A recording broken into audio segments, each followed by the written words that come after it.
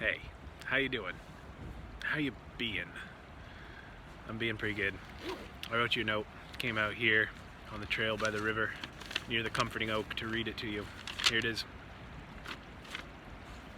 It's mid-April right now. It snowed yesterday in southern Maine. We're wading chest deep through a global pandemic, and I'm thinking about the summer day. You know that poem by Mary Oliver? With the often quoted question at the end about your one wild and precious life and what you're going to do with it. That poem that blends the mundane with the existential in a way that prompts a sort of self-determination in the midst of overwhelming queries. I find it calming and wise fodder for us in the midst of a wilderness season that's leaving so many of us feeling powerless. I like how between the rhetorical questions at the start and that big prompt that punctuates the poem, she spends every other line staring at a bug. Hey, how's it going? Good. Maya, let's go. Let's go. There are friends on the trail by the river near the comforting oak. I like how between the rhetorical questions at the start and that big prompt that punctuates the poem, she spends every other line staring at a bug and ambling through the grass. Because if you look at the wild stuff around you long enough with enough intention and intensity, it will become a mirror. If you look at the world with sufficient curiosity in your soul, with an extra measure of humility in your heart, it will whisper back secrets about who you are. With enough, and when I say enough, I'm not speaking in terms of volume or mass or stock.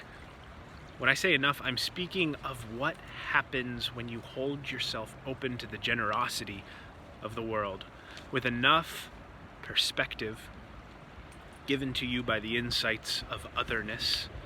The whole of nature shifts from being a collection of resources designed to satiate your appetites and becomes instead the source from which you, in your rawest form, spring.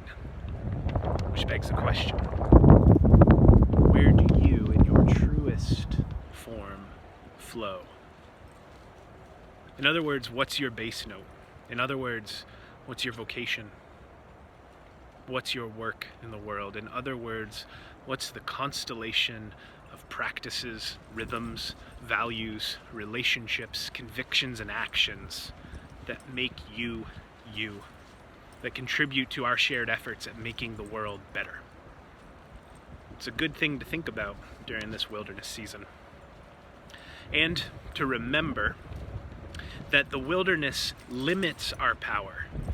It does not negate it. Wherever you are, whatever limitations you're bumping into today, whatever creative, basic, simplified forms you might need to take, don't forget, you still get to be who you are.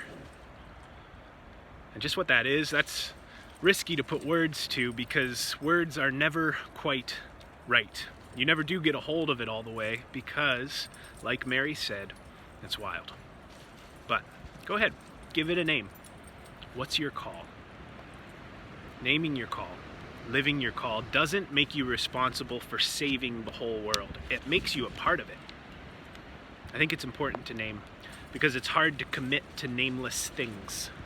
It's hard to be in relationship with nameless things. Mystical experiences, sure, ecstatic encounters, you bet. But I think the thing we need right now is the earthbound grit of your self-proclaimed relationship with the particular way of being you. Yeah.